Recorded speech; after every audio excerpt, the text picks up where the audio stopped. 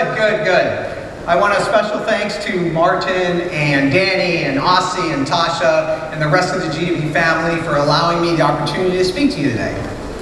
So with that, let's jump right to it. The power of games. Did you know that on this exact date, November 13th, 10 years ago, the fastest selling computer game of all time was released to the marketplace? World of Warcraft, Return of the Lich King, in a single day did 2.8 trillion IDR. And to put that in context, it is larger than any single day film opening in history. Now let's see if you can guess. I'll name 3 films, one of them is correct. It's the closest to this. Avengers Infinity War, Star Wars, Harry Potter. Which one? So y'all had an answer. Anybody have a guess? Which one? Avengers. The guy in the front row wins. Avengers did $117 million on its first day. This did $180 million on its first day. What about this guy? Everybody recognize him? Pikachu.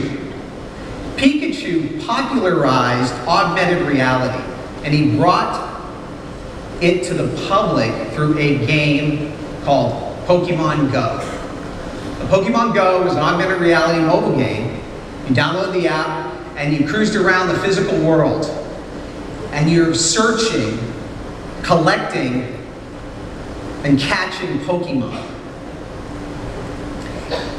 To date, it's done $2 billion in revenue and 800 million downloads. Now think about that for a minute. That's bigger than 10% of the world's global population. 10%. From something that looks like this. And then Facebook. Most popular game was called Farmville. Now I know Facebook has a high penetration rate here in Indonesia, so most of you are probably familiar with Farmville. Basically it was a silly game where you tended your fields and you can gift. It was very, very social. Well, Facebook at its height, Farmville at its height had 500 million users and an average daily game usage of 25 million people, playing about 10 minutes per game session. But the most remarkable thing about Farmville was that it increased Facebook's time on site between 5 and 7 minutes across the network. One game. So when you think about a gamer, when someone talks about a gamer, what do you picture in your head? Most people picture this. Young kids, completely distracted and only engaged in using their phone, or they're on their console, or they're in front of their PC playing a game. And I'm sure some of you have children, or you yourselves have experienced it. You have spouses that are completely engaged in just gaming. Well, I can guarantee you that even if some of you are out there like, I don't play games, I can guarantee you that every one of you, either knowingly or unknowingly, is part of a game construct. You are being gamified.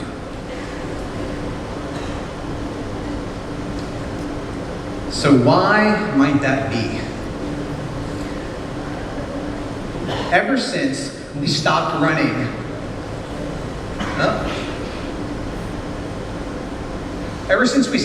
from vicious creatures like these, and we start to socialize, I don't know why, I just love that elephant chasing that guy. I don't think any of these are actually predators. I don't think they can actually eat anybody.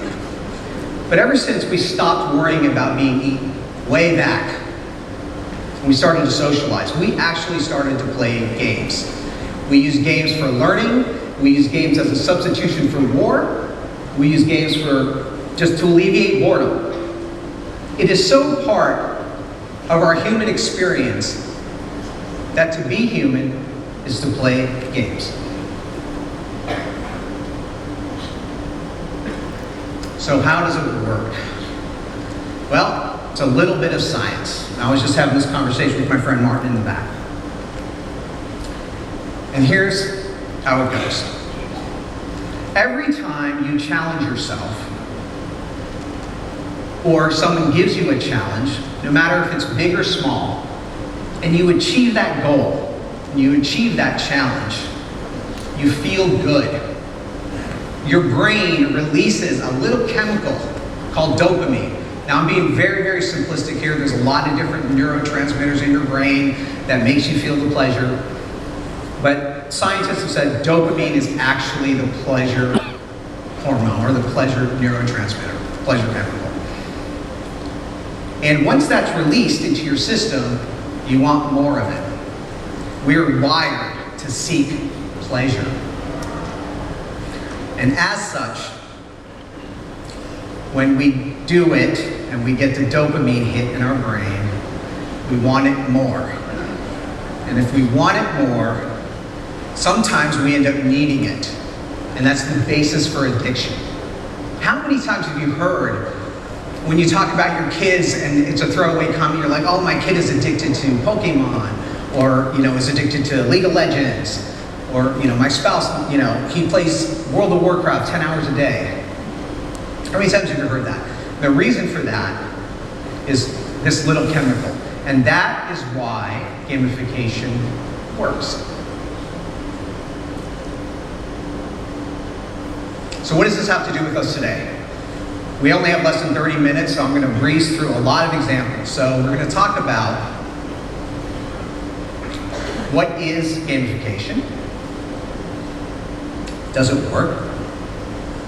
And maybe what can you do? How can you use this idea of game theory and fun theory in your everyday lives and your everyday work? So first, let's set a definition.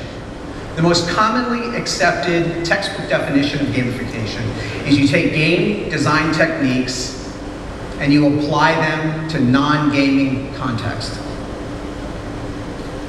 I'd like to simplify it a little bit more.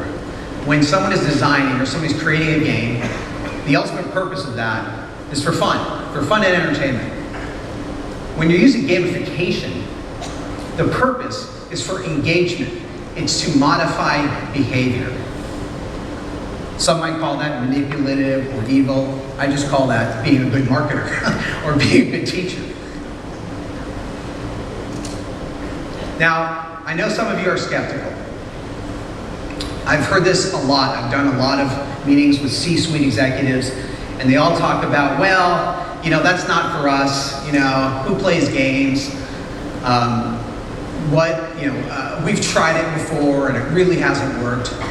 Well, it hasn't worked because either the wrong people are doing it or there's a miss somewhere.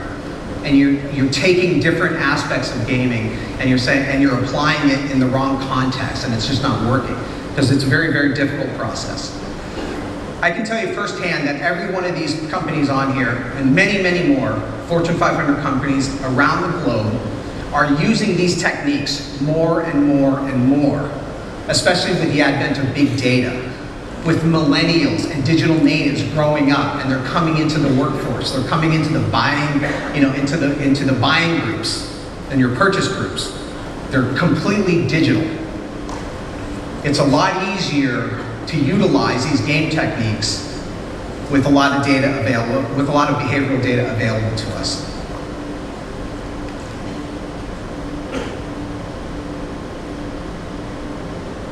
Here's some examples. I'm going to walk through these very, very quickly, so they're not going to be full case studies.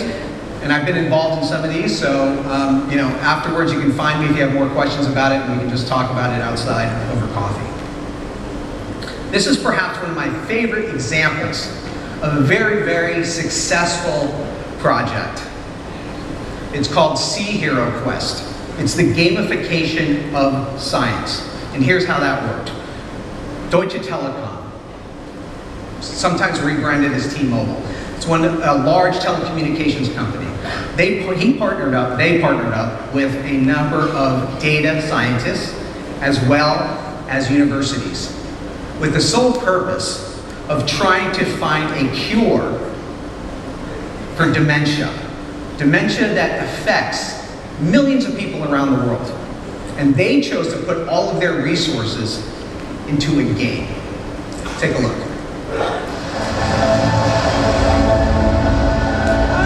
There was once a boy who lived by the sea. His father was a brave explorer. In faraway seas, they found incredible creatures and captured them, not with a hook, but with a pen. They voyaged together until his father grew old. And then, one by one,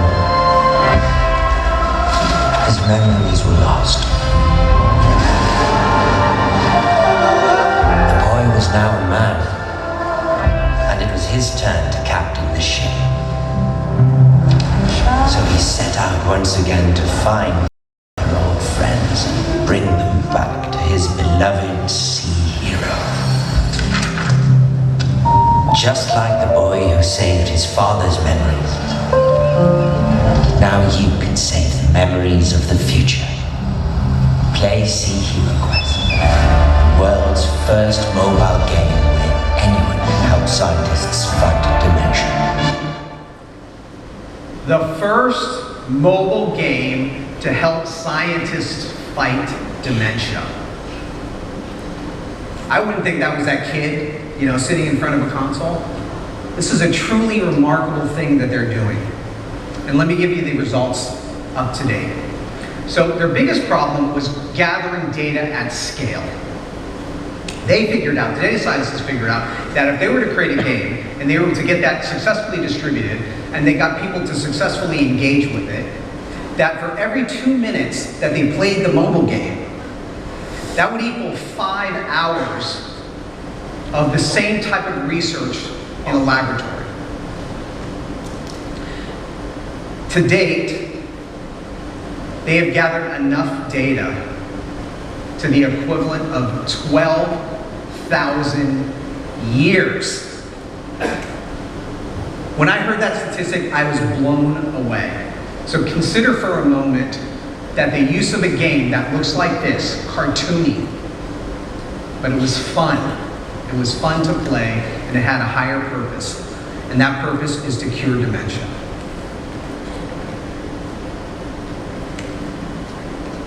Nike, I think everybody's familiar with Nike. I think they're the world's largest shoe seller. Maybe that's changed a bit.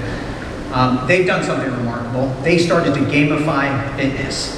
And that launched a whole industry of biometric feedback devices for health and fitness movement. Here's how that worked. Basically, they took a sensor, they threw it in their shoe. The person would run, walk, track the amount of movement, amount of steps you take. It synced to a iPod Nano at the time. That's how old it was. And that went to your desktop. And then they gave you a personalized, gamified dashboard.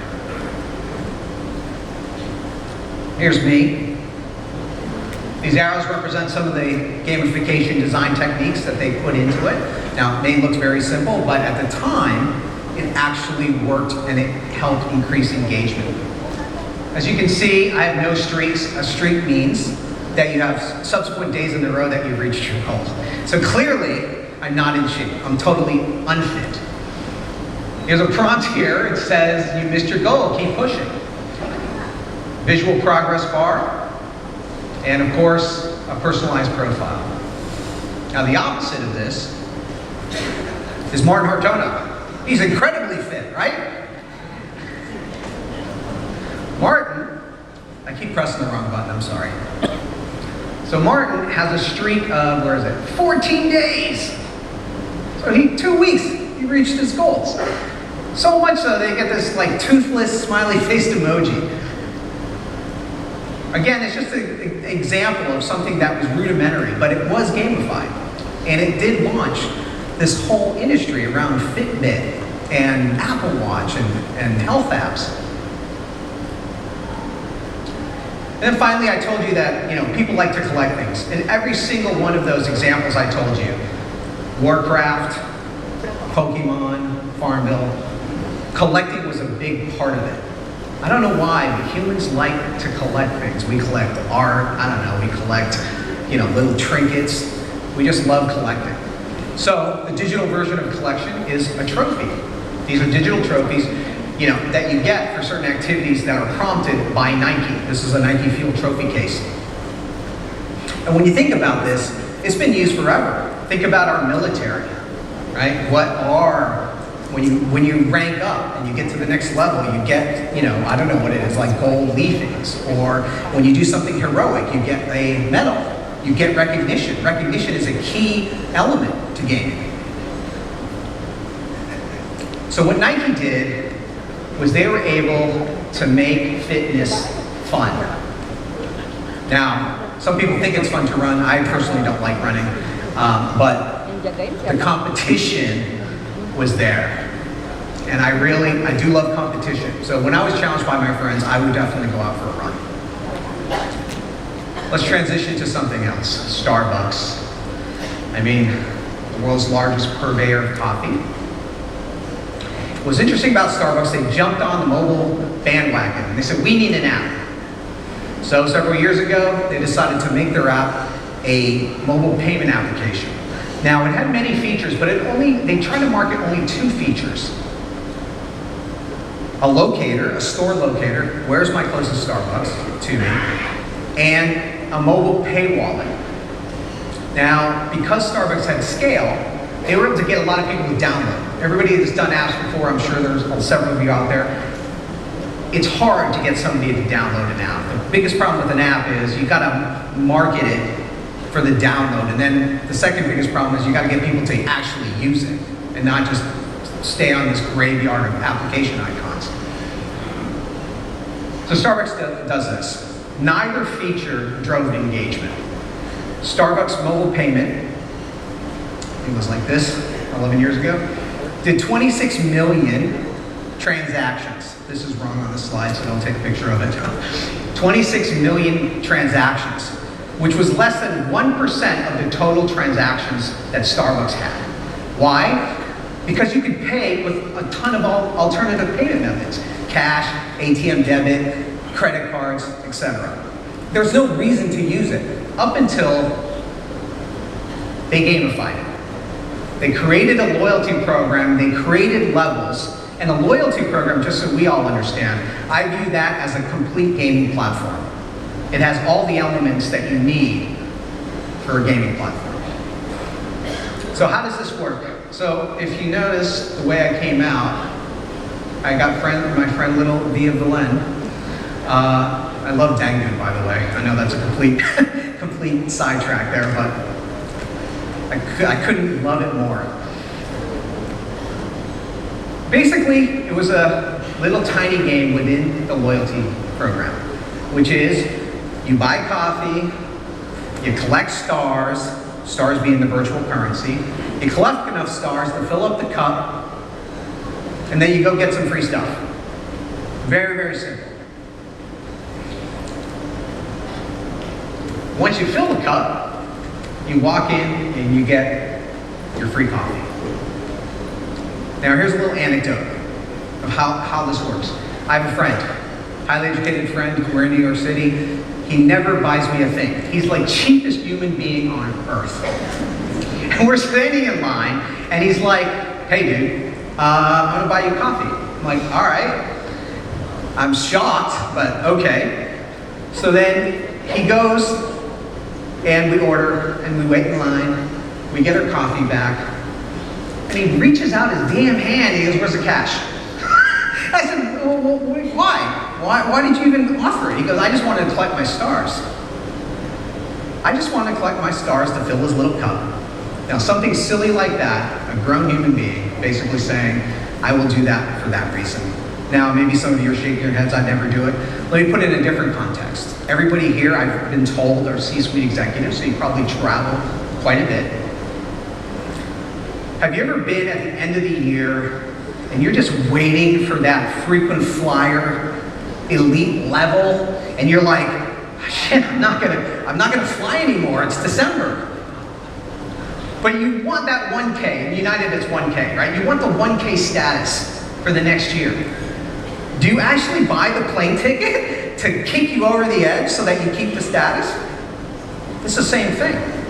It's making you do something that you would not normally do because you have an incentive at the end of that action.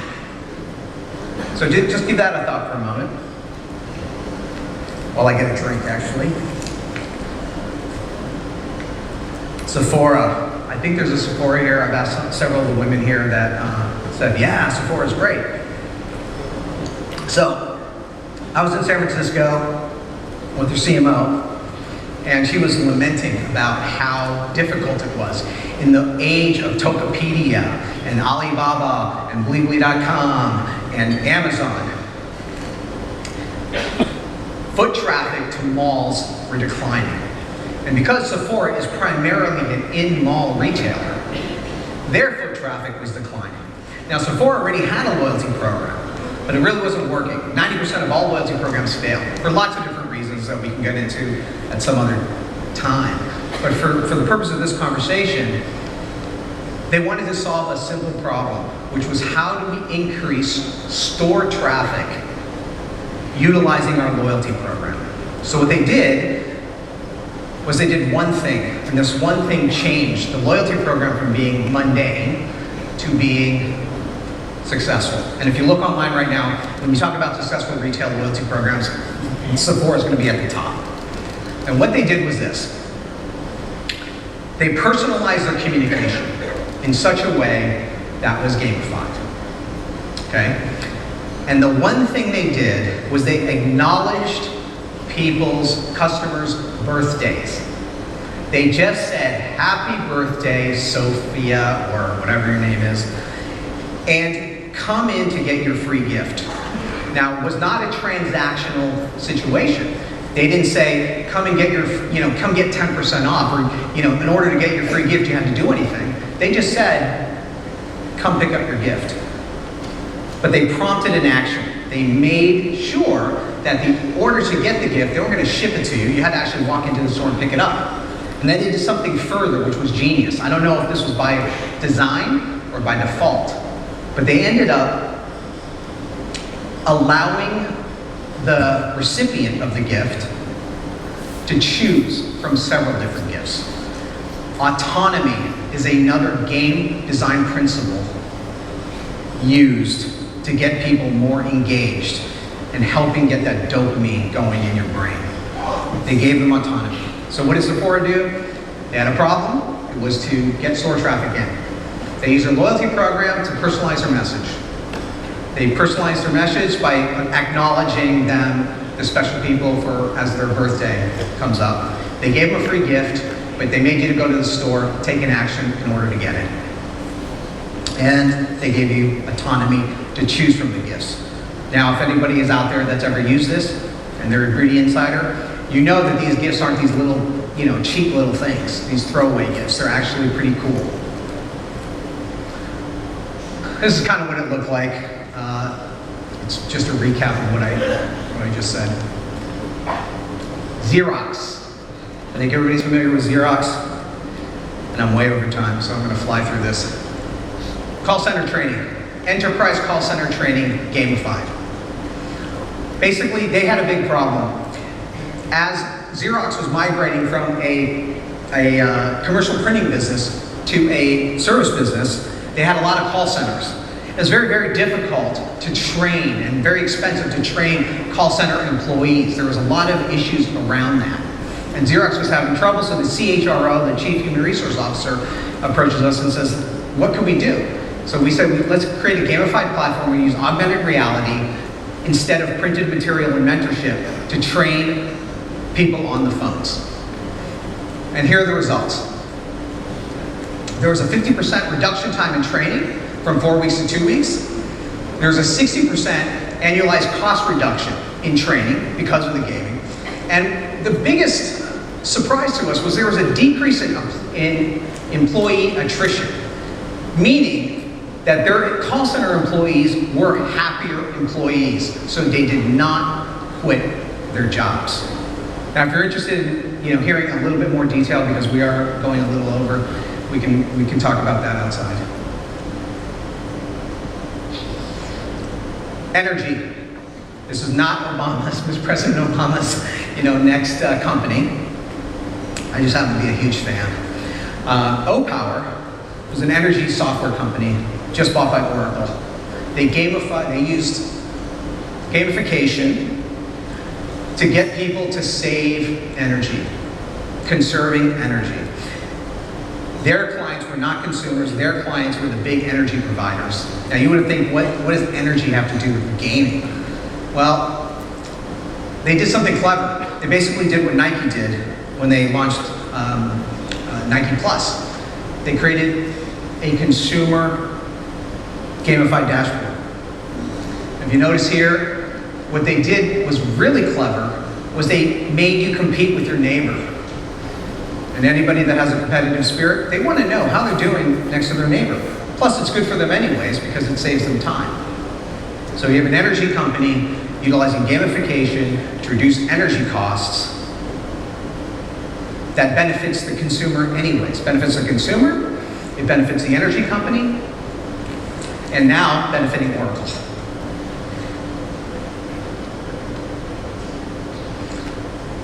Here's some elements of good game design. Now, this isn't, you don't have to go writing it all down, this is basically some of what's important. This is a toolbox. You still need the craftsman to take the tools and create bespoke solutions